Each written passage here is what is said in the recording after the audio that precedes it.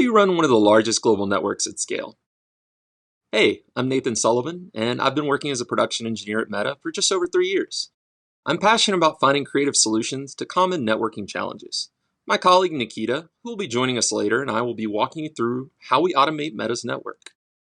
But first, what are we trying to achieve with Meta's network? Well, we want availability, reliability, and security, which seems simple enough. But quite a lot goes into accomplishing this. We must support global 24/7 operations, and that includes data centers, backbones, POPs, and edge networks. We're also responsible for the lifecycle of our devices, from provisioning, configuration, upgrading, repairing, all the way through to decommissioning. We also have to be prepared for failures along the way, whether that's a device failure, maybe a vendor outage, or even a natural disaster. And we just have to consider all the variable mediums that our traffic flows through. Maybe that's transatlantic fibers, all the way up to magnetic tape storage. And finally, we need to understand Meta's current and future networking growth needs. This includes virtual, augmented reality, artificial intelligence, machine learning, and just existing platform growth, such as Facebook, Instagram, and WhatsApp, not to mention an all-new metaverse. So, as you can imagine, there's some significant challenges we have to overcome. One of those is, how do we deal with availability and reliability? Well, we want to continually be building, configuring, and shipping new network configurations. We want to have continual device replacement and repair. Maybe that's a human, or maybe that's a robot. We also have to meet the challenges of network security, whether that's monitoring, auditing, or reporting. We want to make sure we have continual deployment of new software updates and patches. And finally, we will have to focus on the challenge of how we integrate humans with automation, which is going to be the focus of this discussion. We want network engineers who write safe, scalable, and reliable code. But let's be honest, network engineers aren't typically developers. So we want to empower engineers by giving them the oversight and, if need be, intervention into the automation. So we want to encourage engineers to work in unison with automation. So let's dig a little bit deeper into how humans and automation have worked together in the past. So how did humans and automation work together in the early days? Well, traditionally, a network engineer would document or script a desired network operation, often called a MOP, or method of procedure. The network engineer, or maybe a field engineer, would then execute said MOP, which would typically involve performing one or more steps to achieve the desired network effect. And if all this went well, the network would return to normal operations, and all was well with the world. And while this whole process may seem fairly innocuous, a lot can go wrong, and it often did. Whether that's running the wrong script, skipping a step, or entering the wrong device into the terminal. This approach has led to some of the largest outages in the world. So clearly a better solution is needed. But let me pass it over to my colleague Nikita, who can help us with that solution. Thanks, Nathan. Gladly. Let me briefly introduce myself. My name is Nikita. I joined Meta back in March, not so long ago. Before that, I had been building internal cloud solutions for over 10 years. But my first real job in tech was a system support engineer, which, with like many of us, involved a lot of manual operations. Let's start there. If you look at the way many automated systems have evolved, ours was not an exception. This evolution usually starts with a single person, in our case, a network engineer, who, through some trial and error, does something new, such as set up a new routing model or fix a previously unknown error. At this step, we have accomplished something novel, and if that's a one-off thing, we can stop. But usually, we need to make this step reproducible. That's what automation is about. We can write a guide, such as a document or a wiki page, so that someone else will be able to repeat these heroic deeds. We call these guides MOPs, and they can be trivial or elaborate, including many screens and lengthy workflows with hundreds of steps. A MOP allows us to refer to this experience and share, and repeat it rather reliably. That's a gain. But MOPs are run by people who tend to lose attention, accidentally skip steps, or commit other errors, as Nathan just mentioned. And having to switch back and forth between a wiki page and a terminal window doesn't help either. We can write a script, incorporating a workflow in an executable, and thus make executing such workflows easier and more efficient, as well as lower our chances of making mistakes. That is a new value we have gained. And is anything still missing?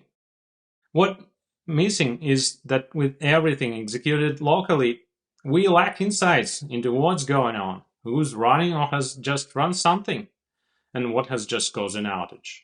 Let's take another step. We can bundle all these scripts in a binary, attach some API to access all that, and probably add some persistence.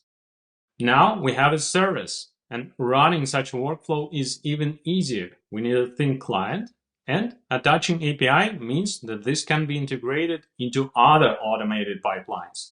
We can also add a dashboard that shows what's going on, what's failing, and so on. Nice! For most use cases, this may be more than enough. If a need for new workflow doesn't come that often, we can write a new script, integrate it, redeploy our server, and we're good to go. But with Meta's scale and speed of innovations and growth, that's not quite enough. We need a platform for a versatile set of network engineering teams all over the globe to be able to compose and launch new workflows in hours in a unified, fast, and efficient way. So we did just that. We decided to provide our users with a platform. Our network workflow platform runs several thousand workflows concurrently, amounting to 100,000 workflows a month. It has 1,500 of workflow types authored by our network engineers. Workflow types range from spinning up an UDC or a POP to fixing faulty switches. The platform consists of several logical components, leveraging internal services offered at Meta whenever possible. Because building on top of existing solutions allows us to focus on our users' needs without having to spend countless hours reinventing the wheel. And here, I hand it over back to Nate to walk us through our platform, how it scales, and its overall architecture. Thanks, Nikita. As Nikita said, our aim is to provide users with a simple, intuitive platform, one that we can seamlessly scale behind the scenes to meet Meta's networking needs. So, how do users develop? Well, users start with a building block, and a building block is a simple, logical, reusable unit of work. This unit of work contains all of the business logic necessary to perform the desired action within Meta's network, such as rebooting a device. Behind the scenes, building blocks are really just binary executables, wrapped by a strongly typed, user-defined input and output. Building blocks can be ran in a standalone manner, such as on a terminal, where users can troubleshoot and debug. But when ready for release, building blocks are bundled into an in-house FB package format. You can think of this as a Docker image, and these control the release and deployment. You can think of FB package as our in-house RPM management system, where we use a peer-to-peer torrenting process to distribute and fetch these building blocks. Now that we've encapsulated business logic into our building blocks, the next step is to compose a workflow.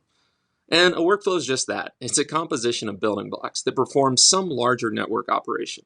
For instance, troubleshooting an unresponsive network device. Users develop workflows through an in-house declarative DSL that we've created, and which ultimately glues the building blocks together. Behind the scenes, a workflow is just a graph, with building blocks acting as the graph's nodes and the DSL acting as the edges. As you can see from the chart, graphs provide simple, intuitive visualization of the network operation being performed. They're easy to reason about workflow logic, and they provide us with the means to perform validation and verification. But let's take a closer look at a workflow. In this example, you can see a workflow specifying the workflow's inputs, the building blocks, the stages, and the transition conditions. Here we also introduce the notion of stages, which are formed from a set of one or more building blocks. In addition to organization, stages also allow for the parallel execution of multiple building blocks. The transition conditions, which form the edges of our graph, ultimately tell a workflow how to progress. After development and testing, the workflow is compiled from a static thrift structure into a mutable JSON blob. But let's look at a few other notable features. As you can see from the output of the preceding building blocks, they can then be used in succeeding building blocks. The overall workflow's progression is governed entirely by this combination of initial workflow inputs and building block outputs. Workflows can be as simple or as complex as needed to perform the operation at hand. All of a workflow's inputs, outputs, or even possible errors are stored in a single atomic object, which we refer to as context. Developers are completely obfuscated from dealing with context directly, Instead, they rely on safely strongly typed inputs, outputs, transitions, and these are all things they've defined in their workflow. But for the more advanced developers, manipulating workflow context is possible via JQ expressions. Finally, if users ever need to view or update workflow context, they can via a simple API. And this makes debugging and troubleshooting a breeze. Okay, great. We've laid out the basic tenets of workflows. Now it's time to explore how we achieve workflow interpretation. The decider is solely responsible for determining how a workflow should progress. After each stage's completion, the decider will read in the workflow, parse the context, and reconstruct the graph in memory. The decider will then evaluate the context output against the transition conditions to determine which stage should be next scheduled for execution. Now, since the decider is entirely workflow agnostic and reads in the workflow context at each invocation, it is free to scale both independently and horizontally. In other words, we achieve scaling by just adding more deciders, based totally off the number of in-flight workflows. So, as we discussed, the decider is responsible for workflow interpretation, but the real heavy lifting is done by a fleet of workers. These workers have one single responsibility: execute building blocks, which, as you recall, is our customer's business logic. After fetching and caching a building block, the worker prepares the building block for execution. Since building blocks are fetched and cached at execution, the worker is completely decoupled from any client dependencies. User code and framework code are entirely decoupled in this model, which allows each of them to move at their own velocity. To responsibly utilize server resources and not run the risk of ooming, our worker isolates each building block to its own C group. The C group allows us to constrain things such as CPU, I/O, and even memory, and it allows for a safe and secure multi-tenancy environment for all of our customers. Our workers also leverage the full POSIX process API for each running building block. The parent-child hierarchy allows the worker to send child processes signals or inquire about utilization, or even handle process I/O. But let's go back to our original automation example to see if Nikita can now help us solve our original problem, but this time using our service. Thanks, Nate. Let's take a look how this setup can work in a real-life situation. For example, how can we deal with a network issue detected by our monitoring system? Monitoring would notify a repair service integrated with our platform's workflows that would gracefully undrain the device, performing all kinds of safety checks. Then it would issue a reboot request. All goes smoothly and the capacity is back in business. Quick and easy. But that doesn't work all the time. Let's see what can actually happen. What if we try to reboot but get no response? Depending on the device type, we can try to add other tricks to our workflow, like power cycling. Even if these tricks work 99.9% of the time, this approach leaves out a tiny 0.1%, which at scale calls for further automation. So let's try to do better here. Let's call for help, and as a final step, we'll submit a task for an engineer. And that works. But it returns us to the same sophisticated actor, a human. Humans are not exactly fit for this task. That's why we try to automate them the way in the first place. Their responses are ad hoc. Their response type may range from minutes to days and even weeks if we are waiting for shipment to arrive. They need context and guidance. We need to walk an engineer through the process. We need to be interactive, ask questions and wait, then notify, and then wait again. And are we back at square one and need to rewrite everything from scratch? I think not. We just need to integrate an offline physical process into our workflows so that an actual workflow can look like this, where an engineer's task is just one of many steps. Easier said than done. Let's go back to the drawing board and lay out the challenges. We have several interactive platforms: task, service, comments, emails, chats, even WhatsApp. Depending on the platform, it can be difficult to parse a user response.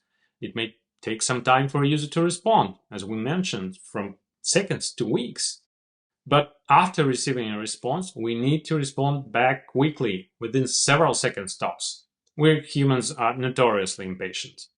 Satisfying these requirements in a building block implies accepting and validating user inputs. setting up timeout, handling persistence. This is tricky and thus error-prone. Repeating this for each interactive platform multiplies efforts. We need to do better. Let's start with an interface to fully capture essential parts and decouple from the quirks of a particular platform. Let's define request schema, current status, latest user response, etc. Then we should integrate with our core engine, having a state tracking API and a database. Thus, building blocks can work with this representation, checking user inputs, etc. Now we can implement simple, stateless building blocks for a platform of our choice. And here some nice tricks become available. We can notify the user on several platforms in parallel or sequentially, and allow them to respond via any of them. We can have a single interaction history. And we can move fast by adding and changing building blocks as we go. And on this optimistic note, I'm handing it over back to Nathan to wrap it up. Thanks, Nikita. So what can we take away from all this? Well, automation is key to scaling any complex system. But you don't want just automation. You want to build automation that can work together with humans who can provide that oversight and, if need be, intervention. And you also want to iterate when necessary.